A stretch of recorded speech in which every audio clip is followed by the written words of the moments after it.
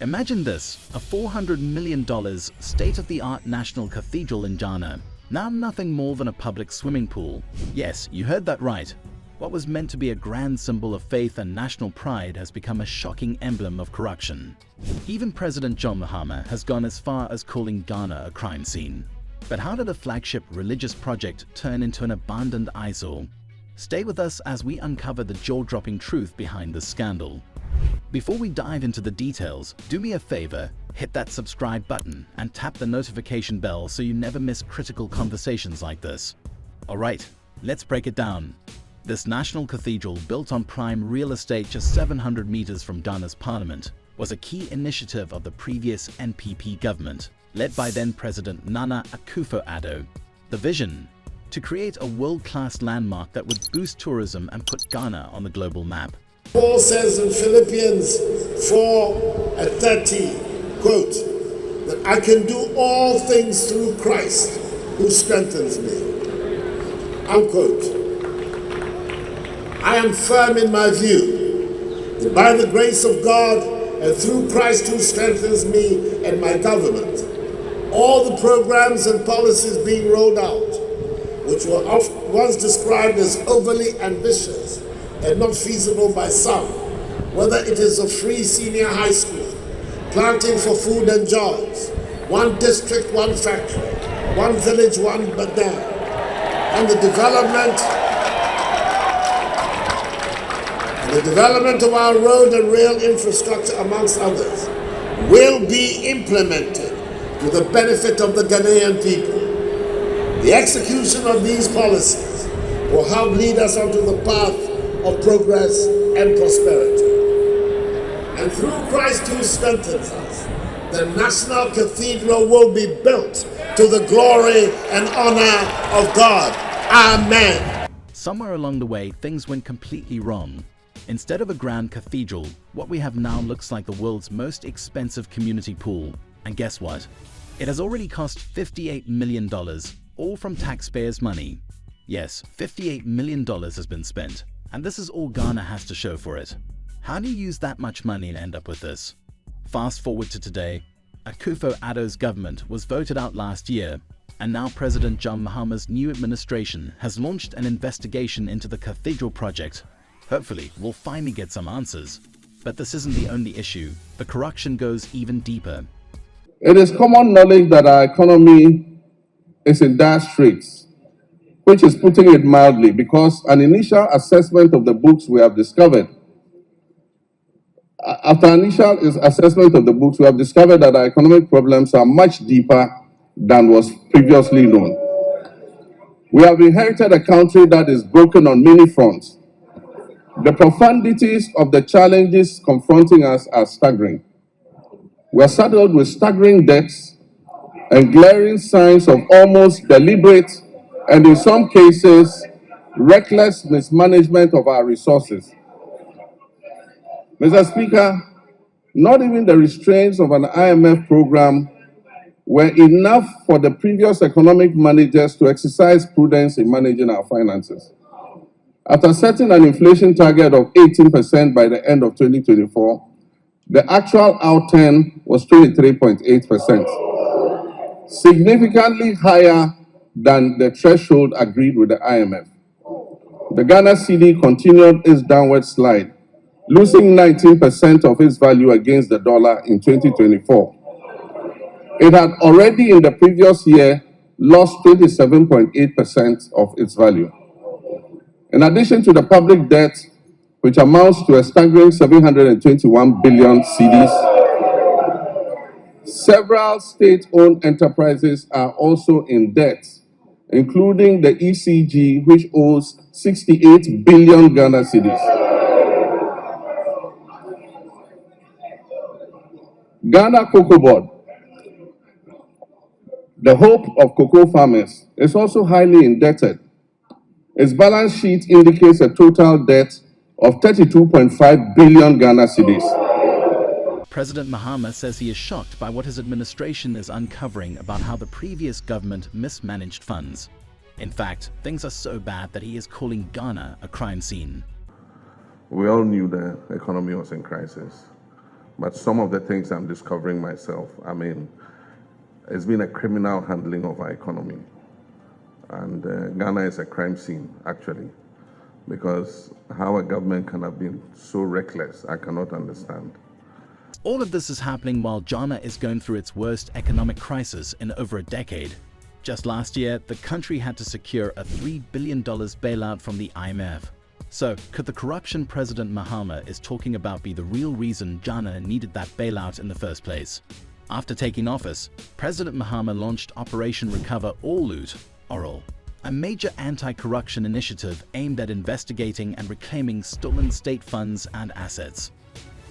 This initiative has become a key part of his fight against corruption, sending a strong message to those responsible and ensuring that stolen money is recovered for national development. Now, take a look at the Oral Committee as they present their report on February 10th. We want to conclude with some fascinating figures. The 36 cases that we have reviewed in detail, if we are successful in recoveries, we can retrieve as much as 20.49 billion United States dollars. 20.49 billion United States dollars. 36 cases, and that's from National Cathedral, PDS, SML. You have the GMPC salt pond decommissioning, and we decided that in this open session we will not go into greater detail, and so I want to be restrained. There's a great deal of resources belonging to the taxpayers that can be retrieved. Then we've also done an estimate of the state capture, the lands. If we successfully ask people to pay conservative market value for the lands they have looted, again, the experts are telling us that we can recover about 702.8 million United States dollars for the Ghanaian people. That's if we just ask people, those who were paying 42,000 cedis, 120,000 cedis, 160,000 cedis, to pay the fair market value. Those are lands that $500,000, $600,000, you will even struggle to get cantonments land at that fee. So very conservative estimates. We take the view that if people are asked to pay the real market value, this is how much we can retrieve. So in all, just a summary, the 36 cases, the high amount cases that we put together, and then the land loot, potentially we can raise about 21.19 billion United States dollars. And that is far more than what we have been chasing the IMF for and subjecting ourselves to all kinds of conditionalities. $21.1 billion. That's how much has been stolen from the people. As President Mahama pointed out, that amount alone is more than enough for Ghana to be self-sufficient. If those funds were recovered, the country wouldn't even need to rely on the IMF bailout. Unfortunately, the fallout from corruption and mismanagement under the previous NPP government didn't just affect the state, it hit individuals too. One such victim is popular Ghanaian-American comedian Michael Blackson. Blackson built a free school in Ghana to provide quality education for local children, an incredible gesture from a Ghanaian living abroad who chose to give back to his homeland. He raised all the money himself with no government help to make this dream a reality. To secure funding for the school's long-term operations, he invested $1.2 million in Ghana's Eurobonds, expecting stable returns. But instead, he, along with many other investors, lost everything due to the country's financial collapse. Now here's a video of Michael Blackson himself sharing his experience and how it all went down. Let's take a look. I read that Ghana robbed you for $1 million. Yeah, actually 1.2 million. 1.2 million? Well, I mean, robbery, I was probably obsessed, so I probably made it a little bit more harsh than what it was. So when I built this school, you know, I've been going home for the past, since when I went back home for the first time. For the past 20 years, I've been going home. You know, I go home, and one thing I noticed a lot of the kids in the cities or even in the villages, they're all hanging around doing school hours.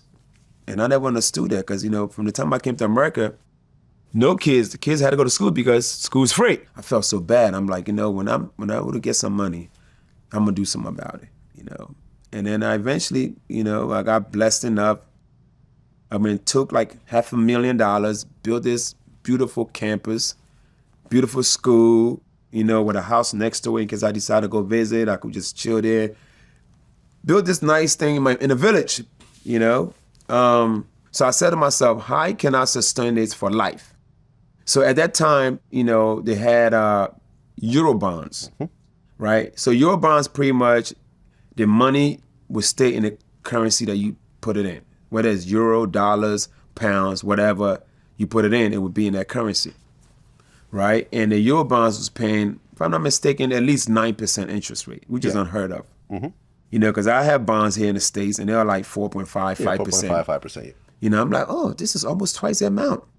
So I did my calculation on the school. I said, okay, this school's costing me about $9,000 to $10,000 a month, which is not bad at all to run a whole school. Still a lot of money, though. Still a lot of money. Yeah, over $100,000 a year. Yeah. Yeah. So I said, okay, 9 to 10. After taxes and all that stuff. Yeah, I get it. I said, every month this school's cost me $9,000 to $10,000 a month. How much would I need to put in bonds so that way I'm having this money come in? And I said, okay, $1 million. In fact, I ended up doing $1.2 because when I wired the money, I thought I only wired $750,000, but I already had wired $1 million, and I remember doing another $250,000 more. So I built the school. I said, okay, let me send this money. It's gonna bring me, $10,000 a month. School be paid for. I invested $1.2 million in my country, and I'm like, okay, this is the land where I came from. This place made me who I am. What's wrong with giving them, well, if you add the school money, almost $2 million because I built the school. I said, what's wrong with me giving back to where I came from? It's only right. Right. If I was an African, I would not be who I am today. Right. But the investment funds were actually seized by Ghana. But it wasn't seized. So, it felt like it was seized for it. So this is what happened. So we put the money up. I probably it made one payment. The payment stopped. And I'm like, okay, what's going on? I spoke to the lady at the bank. She said, they're just having a little issue. The government, they're in debt. They borrowed money from China, COVID, bunch of excuses, which is excuses to me. They used your money to pay back their Chinese debt. Yeah, they used my money to pay China. That's crazy. Crazy, unheard of. Yeah. But then I spoke to one guy that worked for that particular regime. And I apologize for blaming my problem on Ghana. Ghana is not the problem. It's usually it's people that are in office are the problem.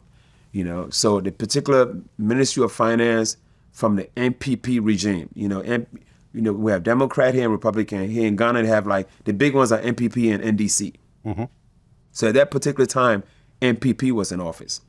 So they are the one to be blamed for it, not Ghana. Ghana is a great country with great people.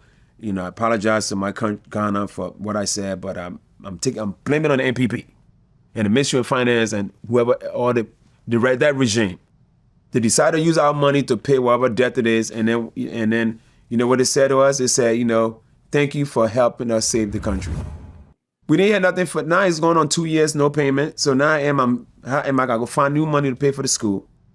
And I'm funding out of my pocket. Now my money is on hold, and so I spoke to the bank lady. She said, Mike, they're gonna figure this out. Just a little issue, but everything should be okay. I said, okay, cool. 2 years later. 2 years later, then I hit up one of my guys that worked for that regime. I said, yo, man, what's up with your government? He's like, Mike, I'll get you your money back, but I'm gonna need 10%. Right? And trust me, I wish I would have did that. Because a lot of times those guys have the power to do that. Because you still haven't gotten your money back. No, Still don't have it back. I don't have it back. So I wish I would have did that. But I spoke to the lady at the bank, the bank manager. I said, listen, I got a guy that works, he said he get my money back, but he wants 10%. He said, Mike, if you don't need this money right away, don't lose $100,000 or $120,000. Just wait. They're going to figure this out very soon. I said, okay. I took her word for it. I said, all right, man. I said, forget it, Then I spoke to a bigger guy. This guy is like cousins to the president. He's like the right-hand man. This guy probably make decisions in Ghana. I'm definitely not mentioning his name, right? I was like, what the fuck is up with your government? What's up with this money? He said, Mike, everything's going to be okay. We about to figure it all out. He said, if all odds fail, at worst, whatever date each one puts to mature, you get your money back plus the interest. Which I didn't mind because those are all like 3-4 year bond. If I know for a fact, and in fact, one of them was about to mature like this year, like, you know, and then other one's probably like a year later. I didn't mind waiting a year or two to get all my money back with interest. He said, when it matures, at worst, you'll get your money back with interest. When he told me that and I knew he ran shit, I felt comfortable. I said, okay, I'm good. 2 months prior to the election, they finally made a decision on the Eurobonds. They gave us 2 options. Either take one or they'll pick one for you, right? The first option is your 3-4 year bond is now 11-year bond. Wow. Right? Okay. And whatever amount of money you gave them, you're going to lose 37% of it. Should have gone for the 10%. I should have gone for the 10%. Yeah. Right? You lose 37% of it. Now, if you give $1 million, you lost almost $400,000. Now now your 9% interest rate that you had is now 5%. Those are the option 1. Option 2, you don't lose none of your money you give them. You keep your whole amount of money. But now instead of your 3-4 year plan is now 15 years before you get your money back, right? Instead of you getting your 9% interest rate, it's 1.5%. So pick which one you want. Yeah. They're basically robbing you. Robbing you. Yeah. So when that happened, I went on Twitter and I lit them motherfuckers up. You know, and I became a hero because I had a voice. A lot of time people are afraid to speak. You know, and my thing, if I was just some businessman just trying to make money and I took a L, you know, it wouldn't bother as much. But I mean, this money was to pay for a free school and I'm doing the government's job. Michael Blackson had a platform. He could speak up and make his voice heard. But what about the hundreds or even thousands of others who lost their investments and had no platform, no one to turn to, and no way to speak out? Thankfully, his story didn't end in silence. After seeing Blackson's interview, President Mahama took action, directing his Minister of Finance to immediately compensate everyone affected by this financial disaster. Here's what the official statement said. On February 17, 2025, following President John Mahama's directive, the Ministry of Finance honored payments totaling 6.81 billion Ghana cedis to all affected domestic debt exchange program bondholders. Additionally, the government fulfilled the 3.46 billion Ghana cedis payment in kind, depositing funds into bondholder security accounts. To prevent future delays, 9.7 billion Ghana cedis was also placed in a debt service recovery account as a buffer for payments due in July and August 2025. President Mahama has made it clear the government is committed to meeting all financial obligations under the Domestic Debt Exchange Program, DDEP. In the 2025 budget, further measures will be announced to restore market confidence, prioritize spending, and improve financial transparency. Despite inheriting an economy in crisis, this administration is determined to stabilize the cedi, control inflation, and create jobs for the country's youth. And Blackson, he couldn't contain his excitement. He went straight to Twitter, celebrating the news and thanking President Mahama personally. His tweet read, "Look at God, look at God. This is a very great start for all bondholders. As of today, I'm officially a member of the NDC party. John Mahama, you just put a smile on the faces of the kids at my free school." In politics, credit should be given where it's due, and President Mahama deserves this moment. But this raises a bigger question. If 21.1 billion cedis were looted, how much more corruption remains hidden beneath the surface? And more importantly, will those responsible ever truly be held accountable? Let's keep this conversation going. What do you think about President Mahama's actions? Drop your thoughts in the comments below. And if you haven't already, subscribe to the African Web for more eye-opening stories that matter. Like, comment, and turn on notifications so you never miss an update. Until next time, stay informed, stay engaged.